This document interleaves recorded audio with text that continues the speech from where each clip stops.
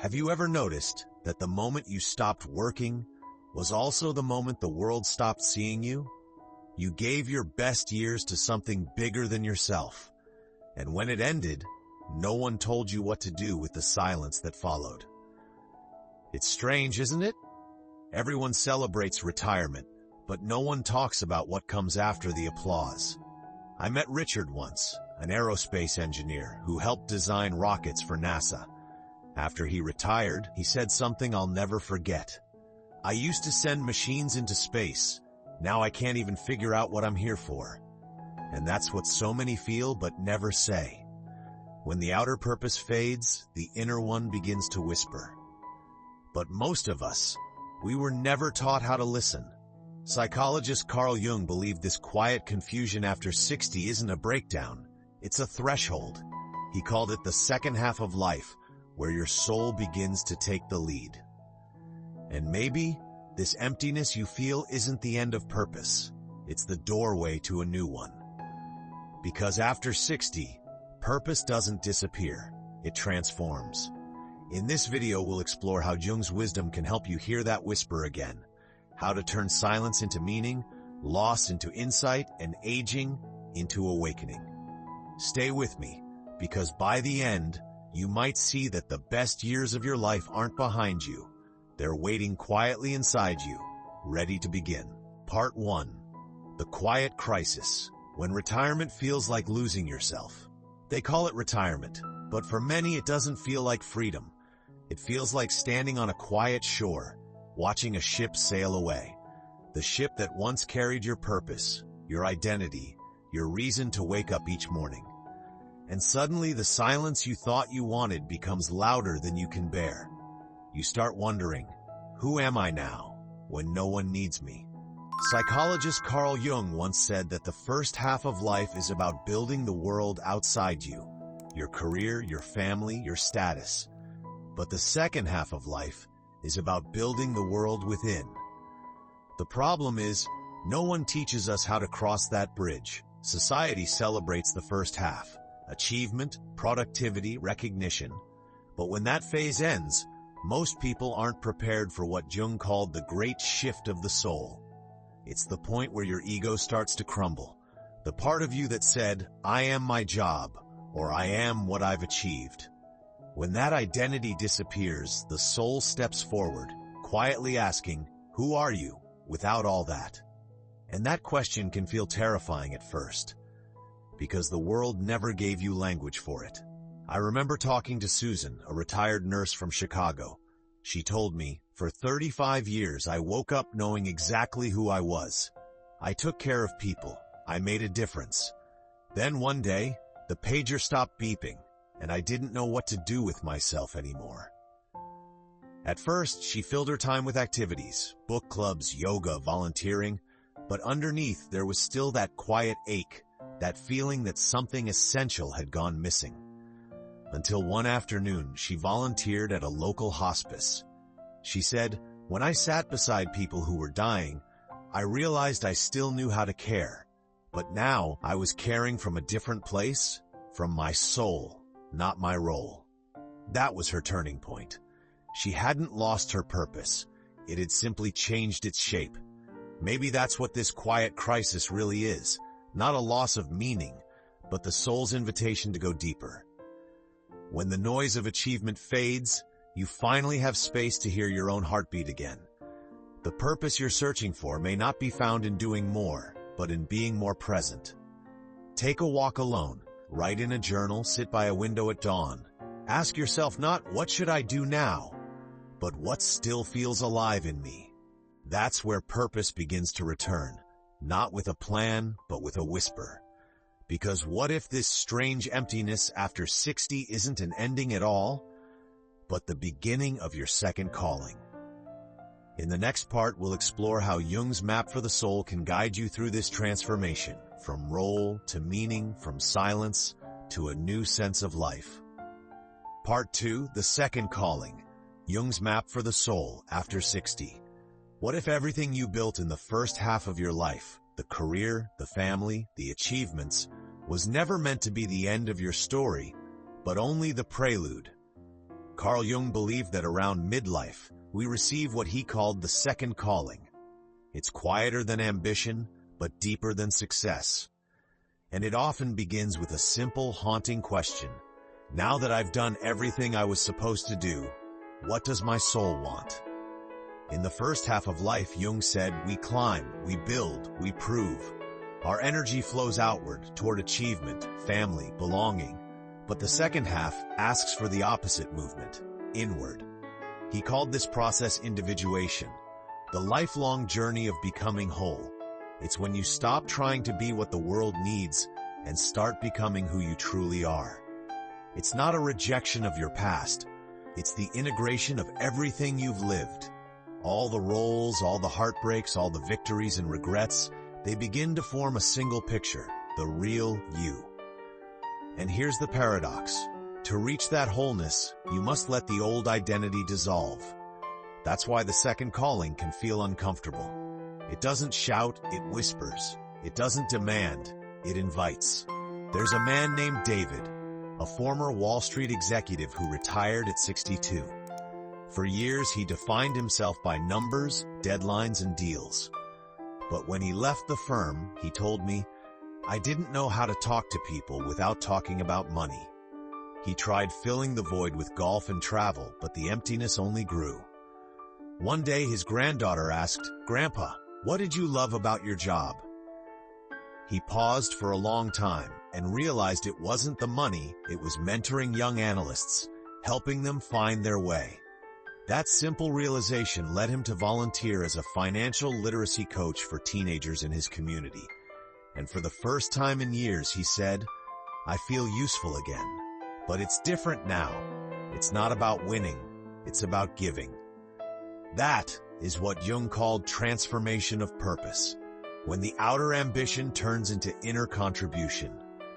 Maybe your second calling isn't about starting something new. Maybe it's about rediscovering what's always been inside you, but never had space to breathe. Ask yourself, what activities make you lose track of time? What conversations make you feel most alive?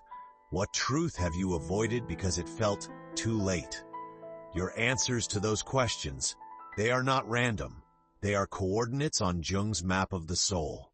Follow them, and you'll begin to see your purpose after 60 isn't smaller. It's truer. But finding your second calling requires something brave. You must learn to listen to the quiet voice within, even when the world goes silent around you. In the next part, we'll explore how to hear that voice, how to move from role to soul, and discover the deeper self that's been waiting for you all along. Part 3. Listening to the inner voice, from role to soul. Have you ever noticed how quiet life becomes when the noise of roles begins to fade? No deadlines, no titles, no one introducing you as the manager, the teacher, or the nurse. Just you, sitting in a quiet room and realizing that you've spent decades being someone, but not always yourself. That silence can feel unsettling, but Jung believed it's in this silence that the soul finally begins to speak. For most of our lives, we wear what Jung called the persona, the mask we show the world. Competent, strong, helpful, successful. It's necessary. It helps us belong. But over time, we begin to confuse the mask with the face beneath it. We start thinking, I am what I do. Then retirement comes, and the mask gently falls away. That's when the real conversation begins, the one between the ego and the soul. The soul doesn't speak in achievements or plans. It speaks through feelings, dreams, and longings. It might whisper, paint again, or call that friend you lost touch with, or even be still for a while. Listening to that voice takes courage, because it often asks you to step outside the identity you've always known. There's a woman named Elaine, a retired school principal from Ohio. For years, she was the center of every decision, a leader, a problem solver. But after retiring, she said, when people stopped asking for my opinion, I didn't know who I was anymore. One morning, while cleaning out her attic, she found her old watercolor set, untouched for 30 years. Something in her stirred. She sat by the window and started painting the sunrise. Tears came, Not from sadness, but from a quiet recognition. I remember this part of me. A year later, her paintings were part of a local gallery exhibition. But the real joy wasn't the recognition, it was the reconnection. Elaine told me, I didn't become an artist, I simply stopped pretending I wasn't one. That is what it means to move from role to soul. Maybe your soul has been trying to speak too. Not loudly, not through words, but through what catches your attention, what softens your heart, what brings you peace for no reason. Try this. Each morning, before you reach for your phone, sit for a minute and ask, what does my soul want me to notice today? It could be a person, a memory, a small desire. Write it down. Over time, you'll begin to see a pattern, a gentle thread connecting you back to yourself. That's the path Jung described as coming home to the self. But this homecoming isn't always peaceful. Sometimes, as we listen inward, old grief and forgotten pain rise to the surface. In the next part, we'll explore how to face those shadows, and how, through that very pain, wisdom begins to bloom. Part 4. The Alchemy of Aging, Turning Loss into Wisdom. With age comes loss. Friends move on, loved ones pass, the body slows down. And there are mornings when the mirror feels like a stranger, when the silence of an empty house feels heavier than before. But what if every loss wasn't taking something from you, but refining you? Carl Jung called this process the alchemy of aging, where pain, when faced with awareness, becomes wisdom. Jung believed that every human being carries a shadow, the hidden parts of us we'd rather not see: regret, fear, anger, grief. And as we age, life gently invites us to meet that shadow, not to fix it, but to befriend it. He said, one does not become enlightened by imagining figures of light, but by making the darkness conscious. When we're young, we run from pain. We distract ourselves with work, plans, movement. But after 60, the noise fades. There's finally space to sit with what we've avoided. And in that stillness, something miraculous can happen. The pain doesn't vanish, it transforms. Like raw ore exposed to fire, it begins to shine from within. I once met Margaret, a widow in her 70s. She lost her husband after 50 years of marriage. At first, she said, every day felt like I was walking through fog. For months, she refused to touch his belongings. But one morning, she opened his old toolbox.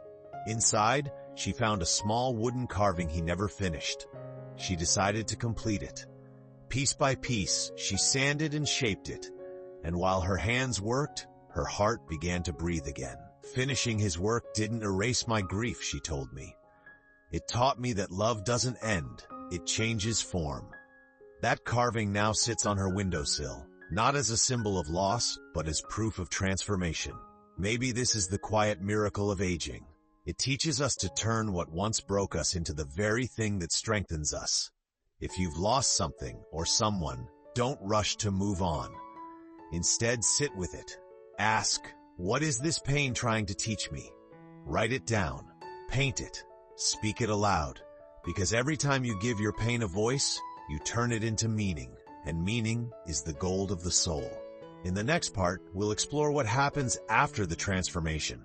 How, when you faced the fire and found the gold, you begin to live not just older, but wiser, freer, and more whole. Because aging, at its core, isn't about losing life. It's about finally becoming life itself. Part 5. The Rebirth. Living as the wise self. There comes a quiet morning, when you wake up and realize the ache in your chest has softened. It's not gone, but it no longer defines you. You breathe, and for the first time in a long while, the air feels gentle again. That is the beginning of rebirth. Not the kind that changes what's outside of you, but the one that changes the way you see everything. Carl Jung called this stage the emergence of the self, the moment your soul takes its rightful place at the center of your life. In the first half, the ego leads. It wants to build, prove, achieve. In the second half, the self begins to lead. It wants to understand, to integrate, to love. Rebirth, Jung said, doesn't mean becoming someone new. It means remembering who you've always been, beneath the noise, the titles, The expectations. This is the age where many stop running. They stop needing to be right or admired or first. Instead, they begin to see the sacredness in the ordinary. A morning walk, a cup of tea, the laughter of a grandchild. This, Jung believed, is the true reward of individuation. To finally live from the center of your being, calm, clear, and whole. There's a man named Thomas, 68, once a corporate lawyer. He told me that for decades his life was about winning cases, proving his worth, filling every minute with something important. But after retiring, he found himself restless, anxious, lost. Until one day his granddaughter asked, "Grandpa, why do you always look like you're thinking about something far away?" He laughed, and that night he couldn't sleep. So he went for a walk under the stars. For the first time in years, he didn't feel small. He felt connected to everything. Since then, Thomas has taken early morning walks every day. He calls it his daily prayer without words. He says, "I used to think purpose was about doing. Now I see it's about being, and being awake enough to notice." That is what it means to live as the wise self. Not escaping life, but being fully present to it.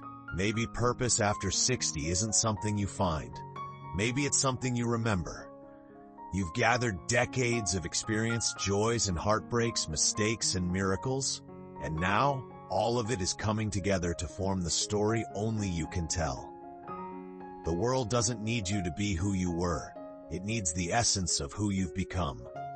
So share your stories, hold someone's hand, plant something that will bloom after you're gone. That's how the soul continues its work, quietly, eternally. Because wisdom is not about knowing more, it's about being more open, more kind, more real. So if you're watching this, and you sometimes feel that your best years are behind you, let this be your reminder. The first half of life was about creation. The second half is about illumination. You are not fading, you are ripening, and the light that's been growing inside you all along is finally ready to shine outward.